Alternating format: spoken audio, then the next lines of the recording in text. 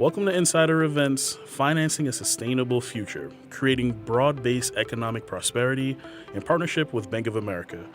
Here's our host, Insider Sustainability Editor, Tim Parody. Hi, I'm Tim Parody, Sustainability Editor at Insider. I'm honored to host this third in our series, Financing a Sustainable Future. Today, we're going to focus on prosperity. Many businesses are telling us the definition of prosperity has changed, that it's no longer just about the money, but it's about things like health, worker rights, environmental stewardship, among others. Prosperity is one of the 4 pillars of ESG reporting as defined by the World Economic Forum. They are people, planet, prosperity, and principles of governance. And that's what our series is about. We'd love for you to join the conversation on social media using the hashtags InsiderEvents and Sustainable Future. You can also submit questions for our panelists through the dashboard at the bottom of the screen. And we'd also love your feedback. So in the dashboard, you'll see an icon for the survey. You can take it at any time during or just after the event. Now, I'm delighted to introduce my guests. Karen Fang, Managing Director and the Global Head of Sustainable Finance at Bank of America. Eunice Heath, Corporate Director of Sustainability at Dow. And Martin Whitaker, Chief Executive Officer of Just Capital. To begin, let's set a framework around prosperity. The World Economic Forum says prosperity aligns with 4 of the United Nations Sustainable Development Goals. They are no poverty, decent work and economic growth, industry and innovation and infrastructure, and reduced inequalities. Karen, let's start with you. Can you tell us a little bit about what's most significant about your role and how it relates to Bank of America's work around prosperity? It's great to be here with you all today, and thank you, Eunice and Martin, for sharing the stage with Tim and us. Just wanted to talk about how we think about prosperity at Bank of America. As the global head of sustainable finance, I think I have the front row seat in how we define prosperity and how we contribute to the environmental transition to a low carbon economy and inclusive social development day to day. So my job, very simple, is to work across our 8 lines of business globally, from consumer banking, small business, all the way to global corporate investment bank and global markets, to make sure what we do is not business as usual. We have to think about decarbonize the planet, and we have to think about doing that in a very inclusive manner to make sure there is, level playing field for people to have a fair ground to compete if they have access, equitable access to healthcare, education, community development opportunities, housing, racial and gender equality, as well as financial and digital inclusion. Because ultimately, when we transition, we need to have a very just transition. I'm sure Martin has a lot to talk about that. And we need to make sure the prosperity is not just defined in simple economic and financial terms. We have to make sure we have social prosperity. And that is a sense of belonging, I think, from the feeling of inclusion, the feeling of fairness, the feeling of justice, and that environmental justice, the climate equity, is very crucial to the work we do to make sure we reach net zero, but not leaving a lot of people and a lot of things behind. So that is what we do, and to make sure we contribute from a private sector the enough capital to help accomplish the 17 Sustainable Development Goals that you talk about, and making sure we do that as just and as equitable as possible. That's great. Thank you. Eunice, what about you? Can you tell us about what's most significant about your role as it relates to prosperity and what Dow does? Absolutely, Tim, and thank you so much for the opportunity to share Dow's sustainability journey and our focus and partnership in the communities that we serve. It's also a pleasure as well to be on this panel with Karen as well as Martin. As the Corporate Director of Sustainability, I too, like Karen, have a front row seat. I'm charged with the strategy development and the implementation of our sustainability goals in partnership across the organization as well as external collaborators. We're on our 3rd set of 10-year goals, and they're set to expire in 2025, but we've already set our ambitions higher with a 2050 net zero strategy and circularity targets for 2030 and 2035 in order to stop the waste and close the loop in terms of waste in the environment. Our purpose is to deliver a sustainable future for the world through our material science expertise and collaboration with our partners. And that's really where prosperity hits at all cylinders. Our ambition has 4 pillars that's very important when we think about prosperity: innovation, inclusion, customer centricity, as well as sustainability. And so for us, for Dow, enabling prosperity is at the heart of what we do, from our innovations we bring to the market. And many people may not know who we are, but we enable circular solutions, electrification of vehicles, infrastructure, wind energy, other clean energy solutions, and solutions that reduce greenhouse gas, water, and chemical usage, and textile dyeing as an example, to also specialty packaging for medical and various consumer applications and infrastructure. When we partner with our businesses to address societal needs, as you heard from Karen, it's about societal prosperity, and we can connect that as well to business. We have a business impact fund that has enabled one of our businesses to work with an Amazon community in order to protect biodiversity and also job creation. So we have innovation, business engagement, but the core of it is our people. And that's where we have an intentional approach on inclusion, diversity, equity, as well as belonging.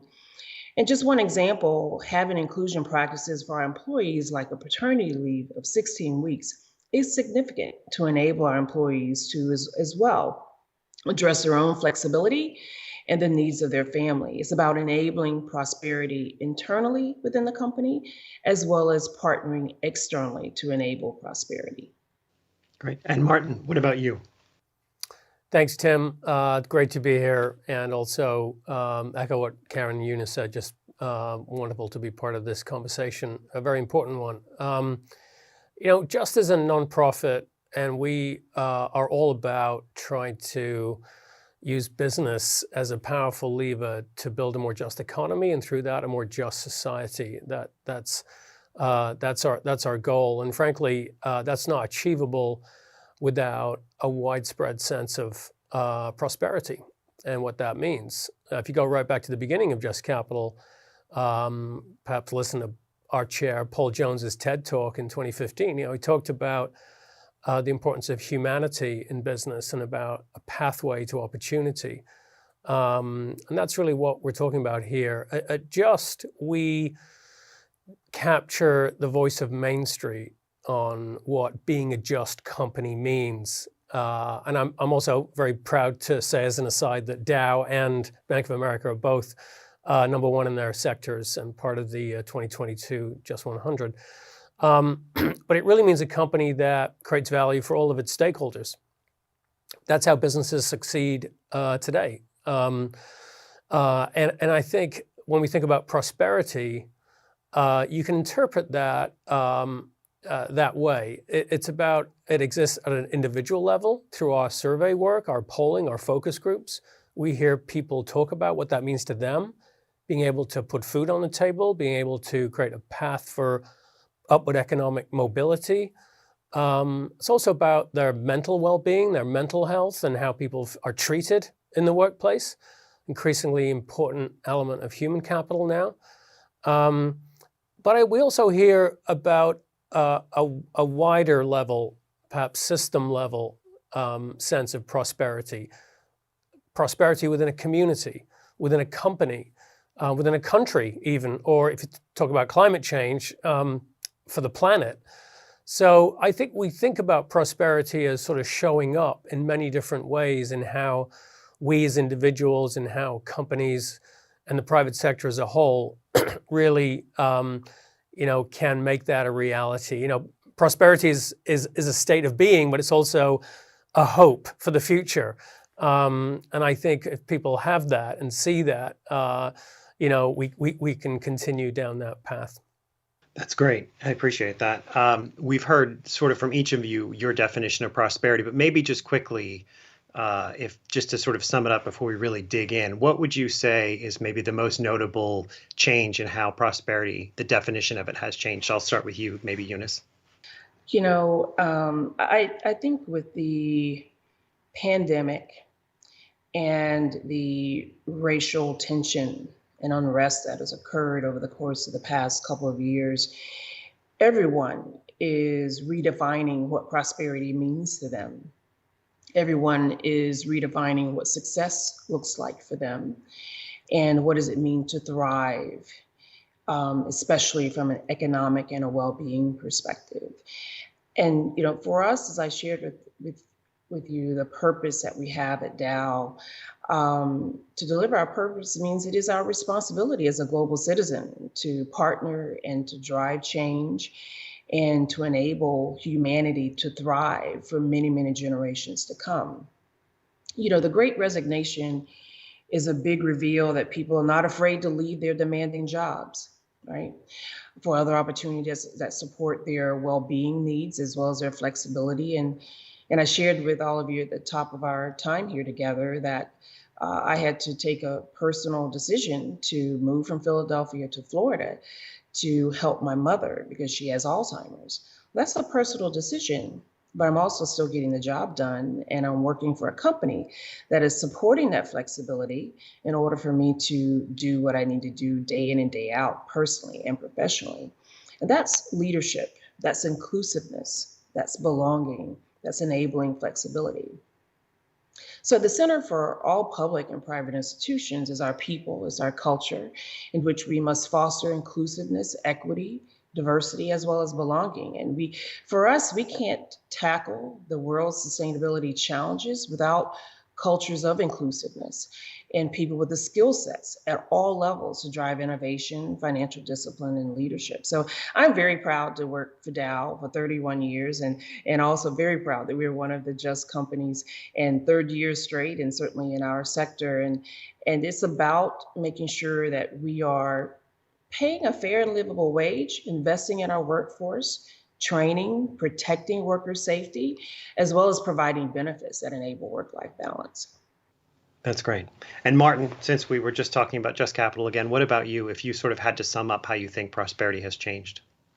Well, Shakespeare said prosperity is the bond of love. And I think in the last couple of years, we've seen the really human element of prosperity come out. Eunice talked about COVID and the racial reckoning in this country. I think we've seen the human face of business. I think we've all been reminded personally in our lives, or with our families, within the companies we work for, certainly at Just Capital, just how important those human relationships really are. And I think that is now being sort of woven into how business operates. And we see that in our polling.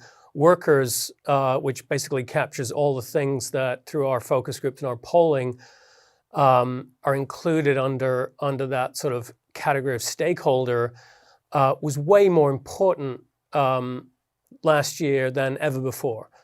How a company creates value for its workforce. And that includes some of the things that Eunice was saying, paying a living wage, upward mobility within a company. And so I think we've seen that become more important because of this sort of this reminder, perhaps, that the human element of business and how we lead our lives is so important. Perhaps we'd forgotten that in the 80s and part of the 90s. Yeah, that's great. And Karen, last to you.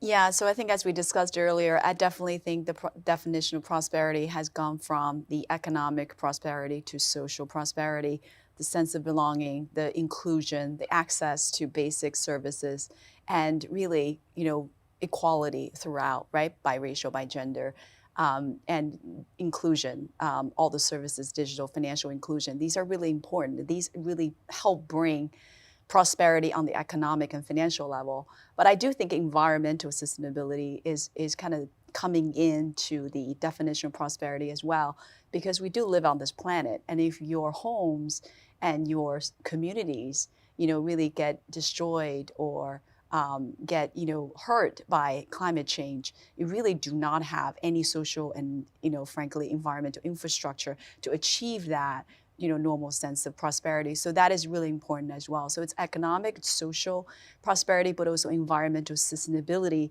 has become really this existential change threat to the definition of prosperity, and we do have to collectively work towards that.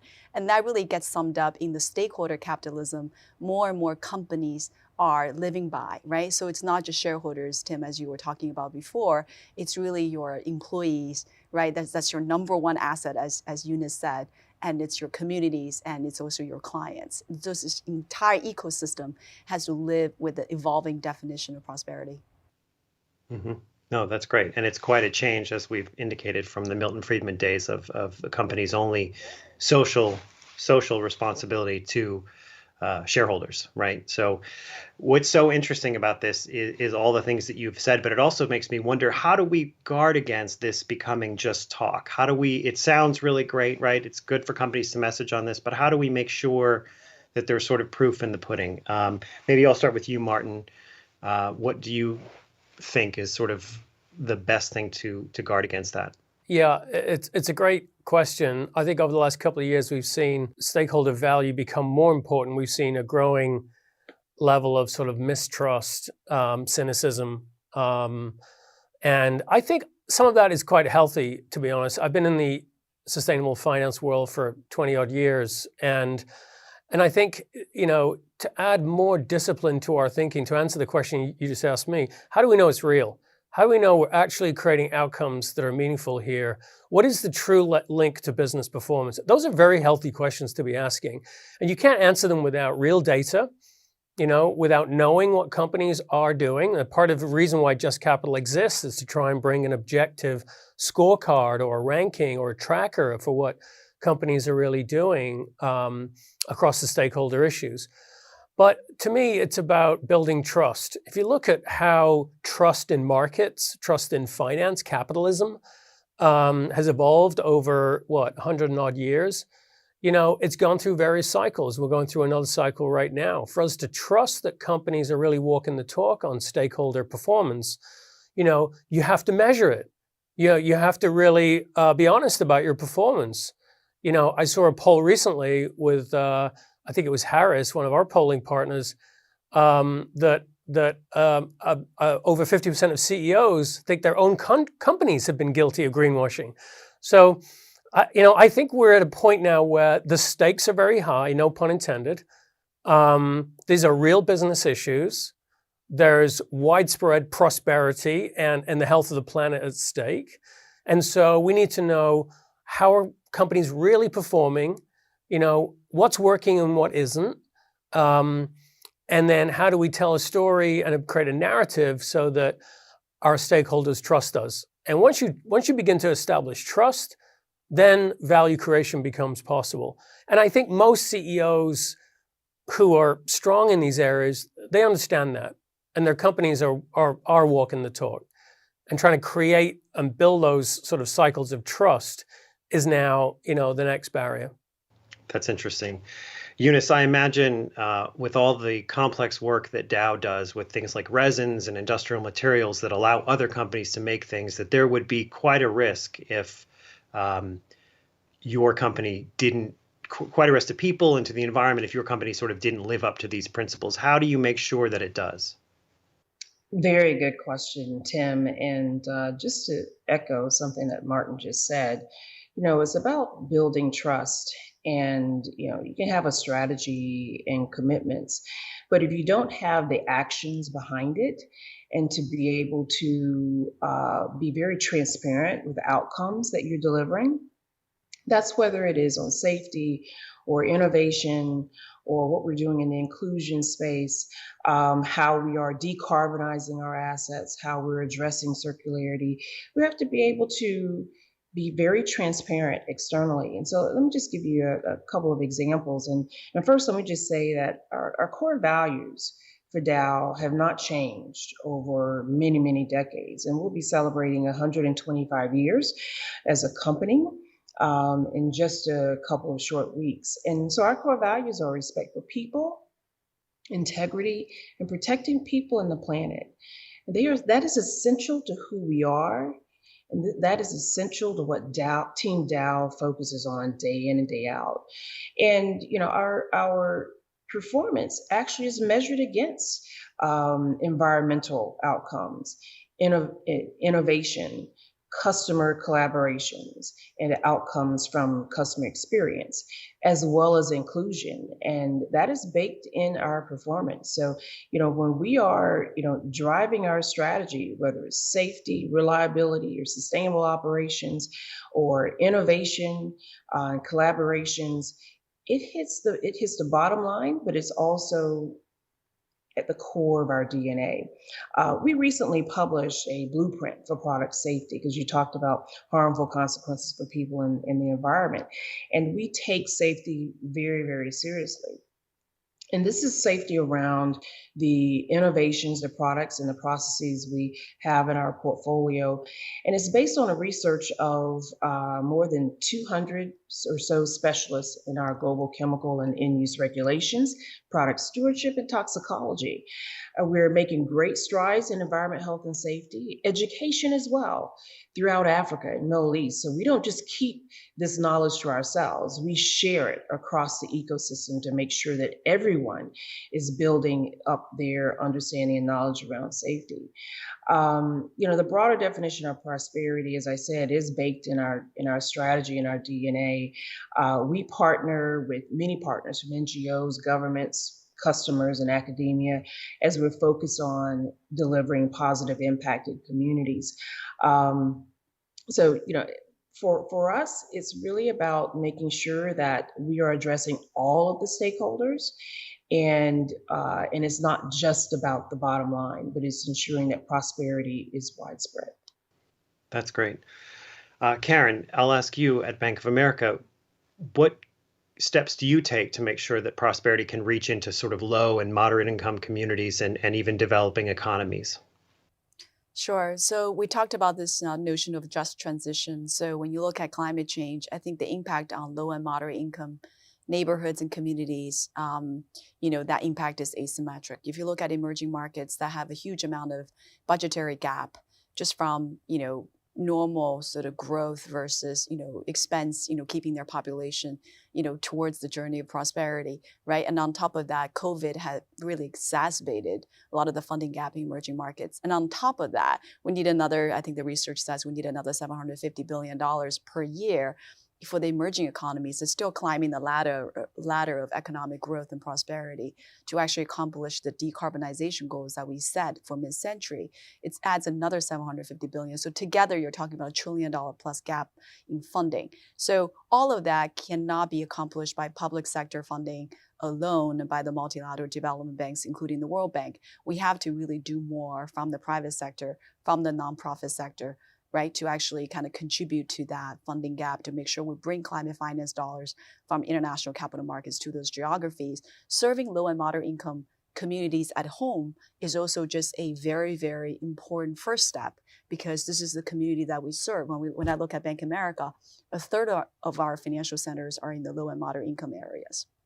That's a third of our consumer and small business franchise. We do not differentiate between LMI and the rest of the country because it's so significant. So when we start thinking about, it's not just our clients and communities, it is actually our people, right? We want to make sure the people employed are from those communities. It does increase trust. It does increase penetration of business. It is just a common sense of doing business in the communities, with the people, from the communities. So we set out to hire 10,000 LMI, low and moderate income employees.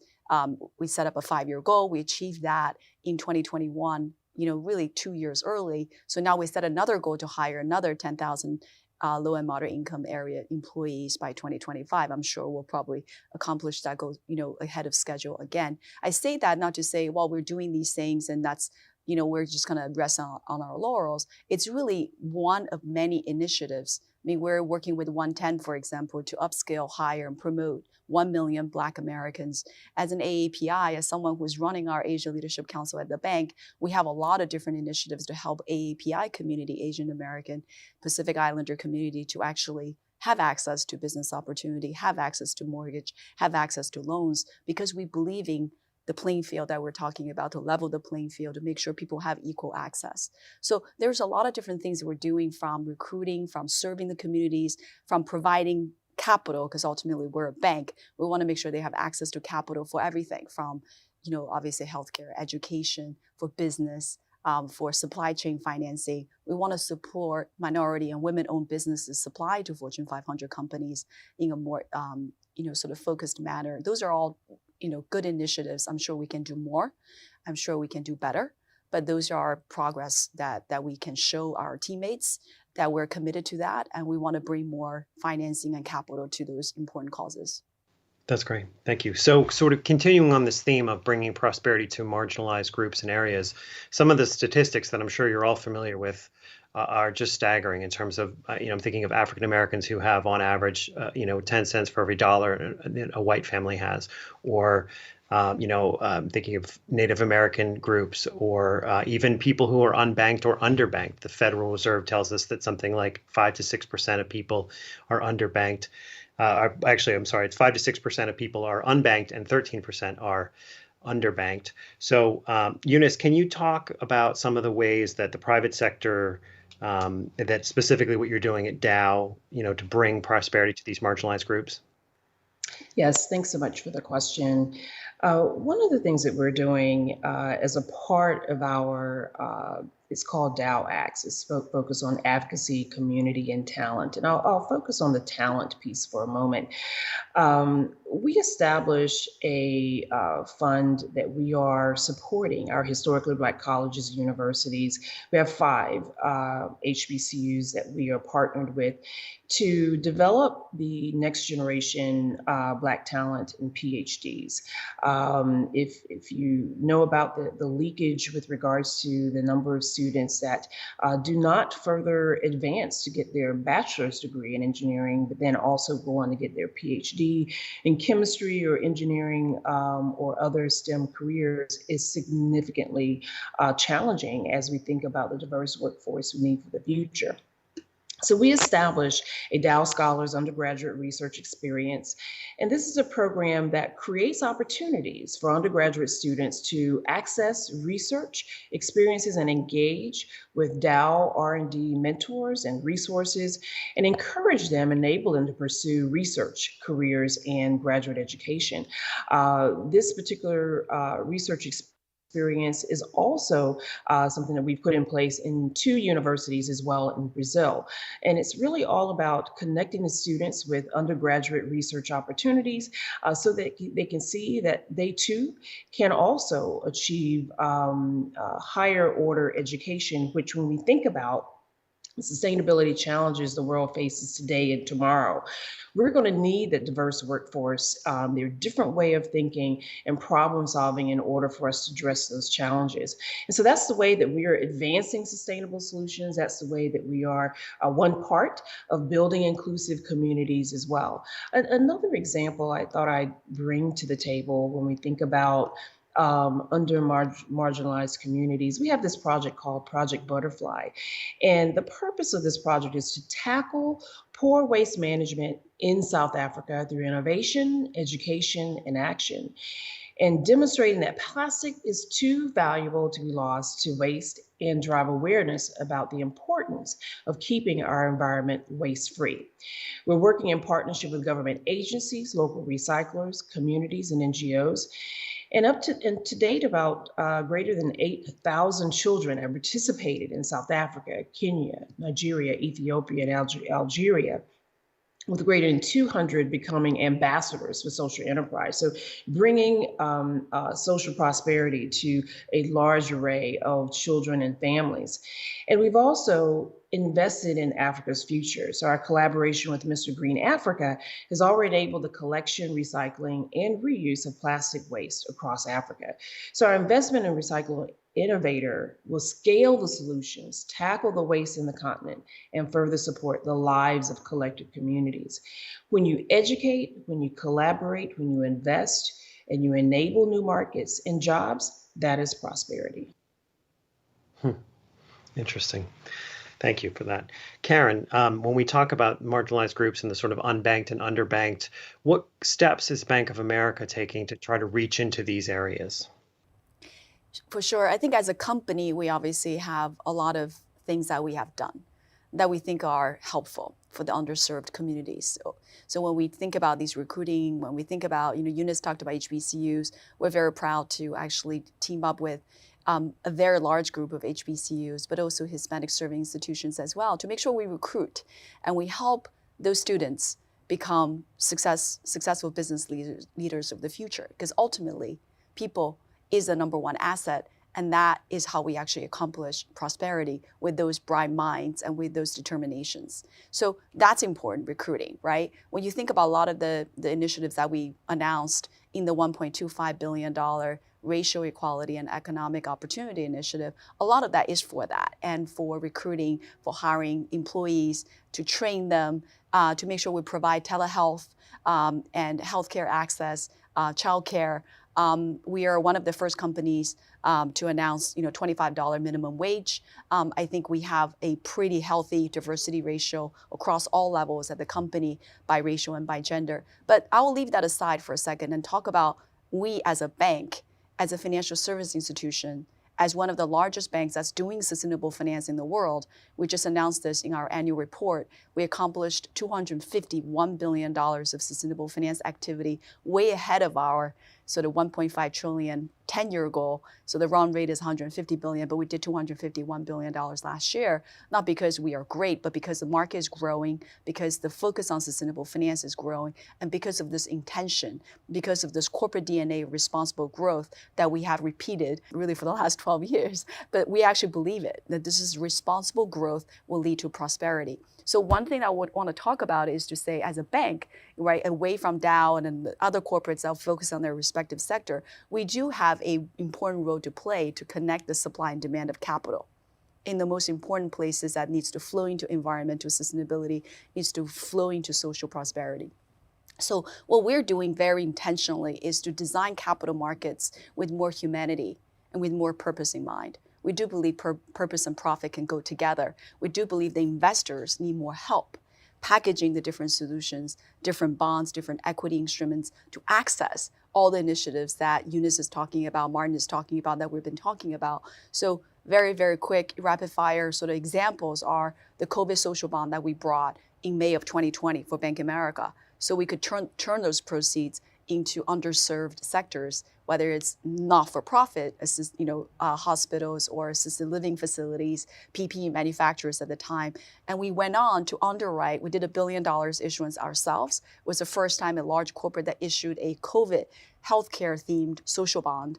And we went on to underwrite about $55 billion of such bonds and brought a lot of capital into the COVID pandemic response as well as treatment, including, by the way, I should mention that for the government of Guatemala, we actually helped underwrite COVID social bonds and African Development Bank as well for the continental of Africa. And then during the racial equality, sort of debate, how do we do more from the private sector? We actually issued the Equality Progress Sustainability Bond, where the social proceeds were dedicated to enhance access to everything we've been talking about on the social equity side for the Black and Hispanic community. We did $2 billion of that.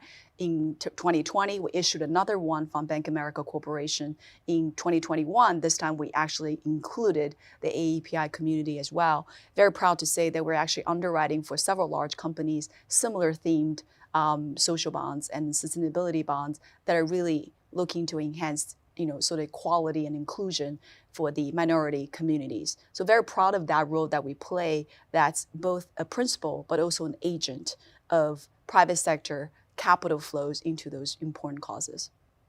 That's great. Thanks, Karen. Martin, can you tell us a little bit about what you do at Just Capital when you evaluate how well organizations are meeting the needs of these underrepresented groups? Sure. So a lot of the factors that we track throughout our model, paying a living wage being, the most important and most heavily weighted element of our model, obviously does that. I think interesting, listening to Eunice and Karen, we've found that working more closely with companies to create clear pathways for action has proved to be very successful. As a nonprofit, our goal is really all about creating action, driving change, behavior change, and really trying to get companies to be more just. And so we've created a couple of program areas to do that very explicitly. One around racial equity. We're partnering with PolicyLink and FSG, created a blueprint for CEOs who want to act on that issue. Clear pathway forward there. That's gathering a lot of momentum right now. The other area is also very interesting. It's really around worker financial health, and there we're looking at how does a company create a roadmap for addressing economic hardship within its workforce. There are millions of full-time employees today who work at large publicly traded companies that don't make a local living wage. And we've set that as a target to have millions of workers now within the Russell 1000, which is our universe, lifted up to a living wage level. And we're working with companies on a program that really addresses employee economic hardship and how to alleviate that, working with Prudential, Chipotle, Chobani, and PayPal. It's really our core partner in that program, and other companies are joining that. We've seen tremendous business benefits of doing that. I mean, if you look at the performance of companies that do well on investing in human capital, especially throughout the pandemic, you see them outperforming their peers. And I think it's we talk about this in very general terms, but it's part of the issue here is what concretely can I do as a company to address the issue of financial health within my workforce. And interestingly, it starts with just knowing, how many of my employees are experiencing financial hardship. How do I create a pathway to address that? So that's not just lifting wages, lowering the cost of benefits, but it's also including pathways to save for retirement. It's around financial literacy and education. It's perhaps around stock ownership, which is what PayPal did. There are many pathways, that exist, and many things that companies can do. And I think the business benefits now, as we try to tell them, and as the companies that are part of that program are telling them, I think as they become clearer, it will attract, more companies, onto that pathway. So those are some of the things we do. I do believe there are very strong individual business benefits, but when you look at prosperity more broadly, to bring it back to that, lack of widespread pathways to prosperity, I think, is a systemic risk. And I think that's why companies are much more interested in working together and with other stakeholders to really address some of these core and more complicated issues.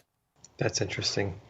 So I want to talk a little bit about how you all expect the definition of prosperity will change. But I thought one thing that we could maybe jump into first would be about how we might see prosperity take on center stage at Davos this year. It'll be the first time that leaders are gathering in person because of the pandemic for several years.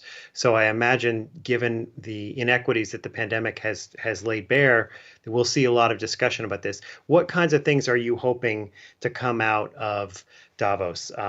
Eunice, I'll start with you maybe. Thanks so much, Tim. When I think about the changes that are yet ahead for all of us as 9 to 10 billion people on this planet, 2030, 2050, all of the conversation that we've had about prosperity and the challenges with regards to climate and everything that we've all experienced.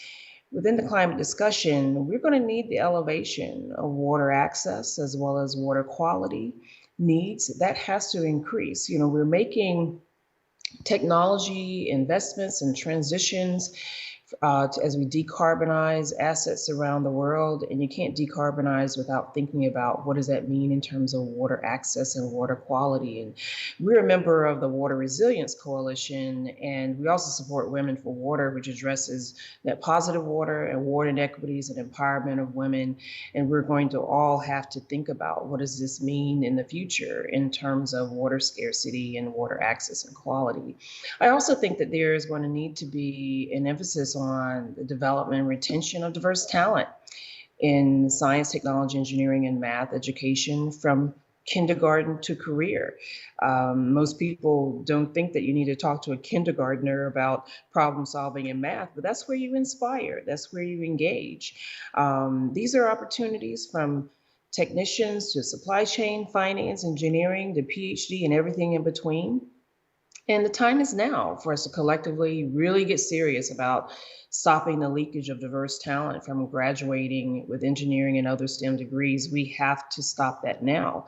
We need to excite and inspire. We need to engage the next generation, which leads to economic prosperity for students and families. This is a key enabler to social mobility, which is why, for Dow, when we started the Scholars Undergraduate Research Experience program I shared with you earlier, and it's in collaboration with academia and other partners. We have to develop and build the next generation talent, because going back to what Karen was saying earlier, it is about the people.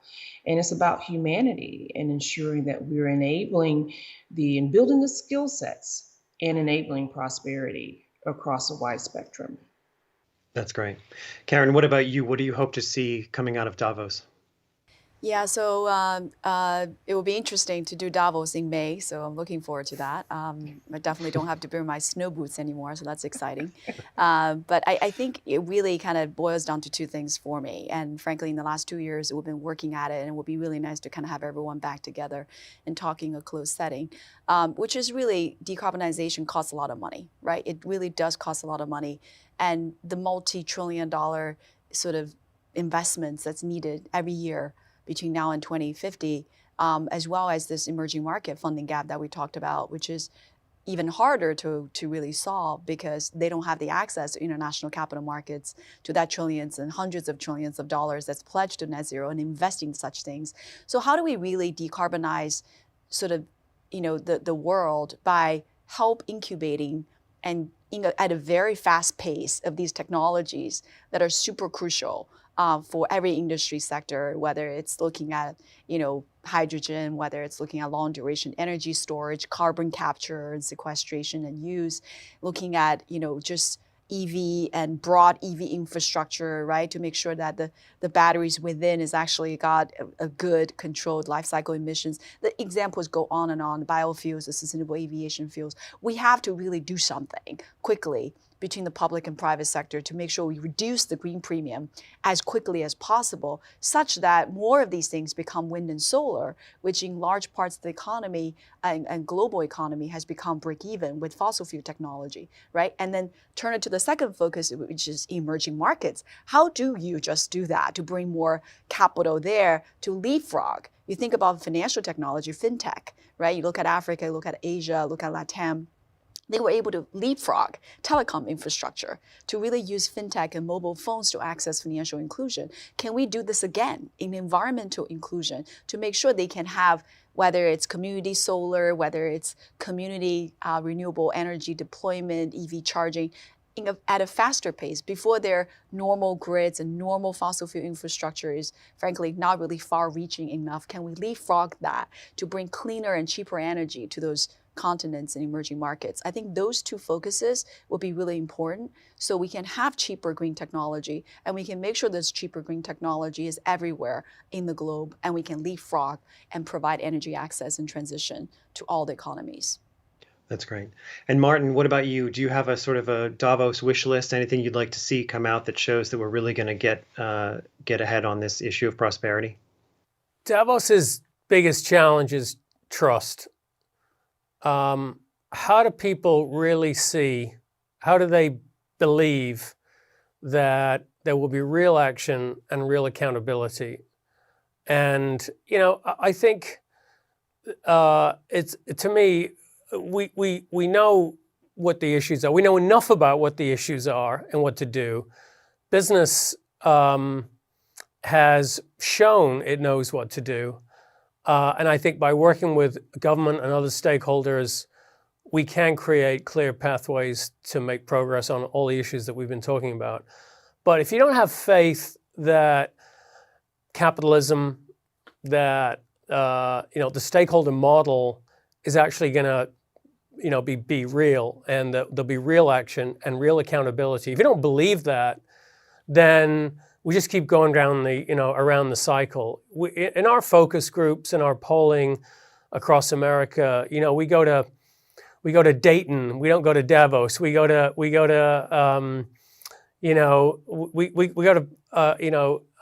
places where people don't really speak the language of Davos, and we ask ordinary folk in Main Street, what do you care about? What matters? And wherever we go, whoever we talk to, Republican, Democrat, black, white, whatever, rich, poor, it doesn't matter. We see a lot of agreement that people want business and capitalism to work for them. They want that pathway to prosperity.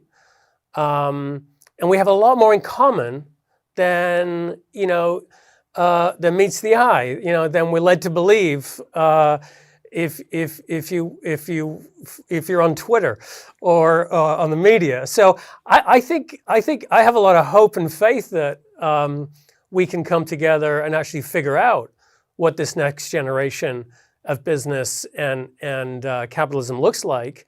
And I really hope that Davos can create the right level of action and accountability to restore some trust in that model.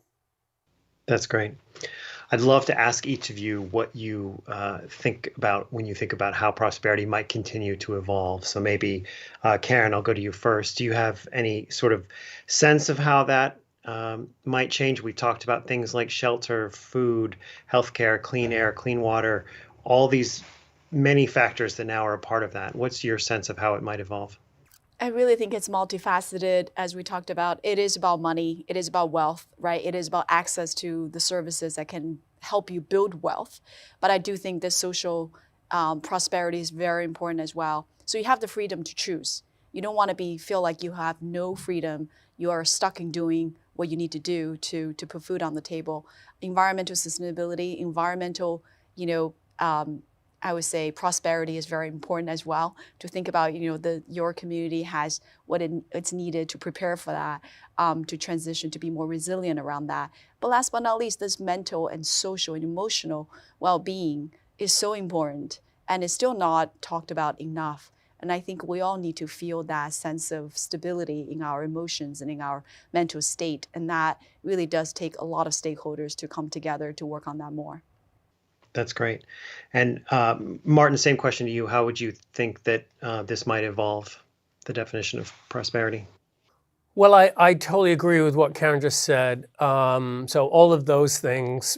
I also think there's a broader sense of prosperity, of collective prosperity. We think about our systems, our country. You think about democracy.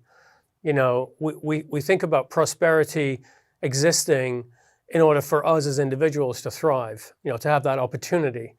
And I think if you don't have system level prosperity, those things get eroded. And I like to think of what we're doing at Just as really, yes, it shows up on individual companies and issues and the voice of the public, but really it's about a system-wide prosperity that everybody feels is working for them, everybody feels they have access to, and everybody can contribute to. And I think that is a vision that most people that I talk to want to get behind. And I think if we think about prosperity in that wider sense, I think it'll be all the more powerful. That's great. And of course, Eunice, this goes to you last. What do you think about the evolution of prosperity? Absolutely. And I'll just, add that the intensification of collaboration in order to address this systems-wide approach to prosperity is what it's going to take. No one company, no one organization has the answer or all the tools in their toolkit. It truly takes collaboration across many different wide spectrums in order for us to address social prosperity. That's great. I thought I would end on a question about technology. We touched a little bit about this, but I just didn't know if there was anything that's top of mind for any of you as you look at the role that technology might play in sort of achieving some of these ends. Karen, I'll start with you. I think environmental decarbonization technology has to bring, equality to this transition topic.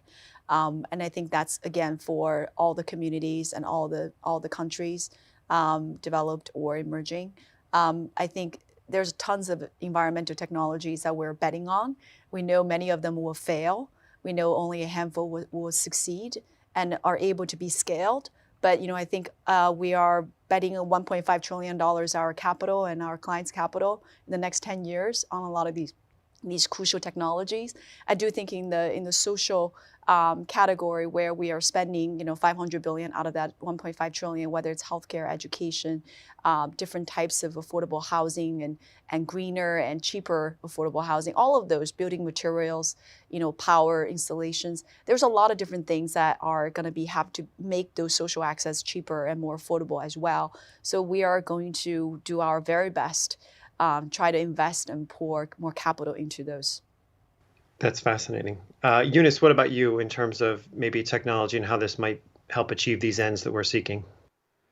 Absolutely. We're a technology company, material science company. And so a lot of what Karen was talking about in terms of the big bets that Bank of America is focused on in terms of decarbonization, we're one of those companies that will want to access that capital, right, for those big bets, and to make sure that we have the right talent, with the diverse talent, with the skill sets in order for us to drive the innovation, make the process changes, and do all of that safely, reliably, in order for us to transition and decarbonize by, we've got 2030 milestones, 2050 milestones.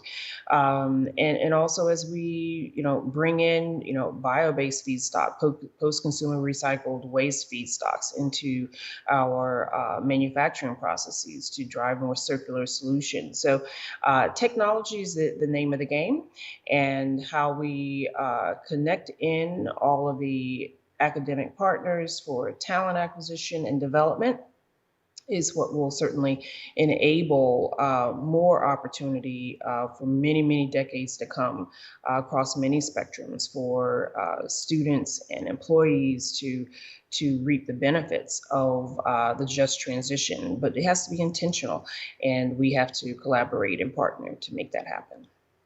That's great. Thank you.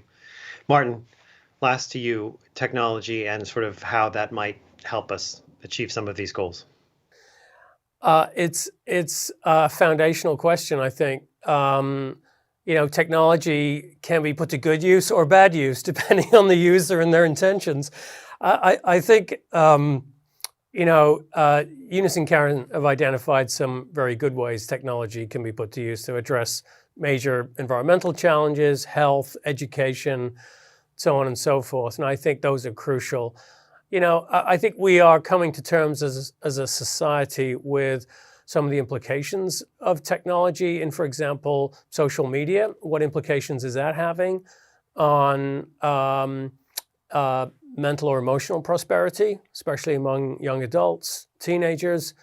And I also feel like technology broadly is going to have an impact on what it means to be employed, to have a job.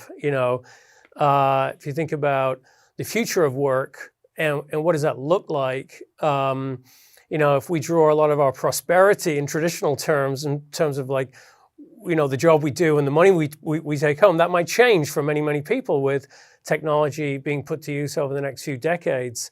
So I think it has multiple implications that need to be thought through, and probably will when we have this conversation again in 10 or 15 or 20 years, we'll be seeing prosperity through a very different light because technology itself will have redefined it. That's fascinating. That's a very interesting note to end on. I want to thank all of you, our panelists, Karen, Eunice, and Martin, for joining today and the fascinating insights you shared. I thought it was quite an interesting discussion.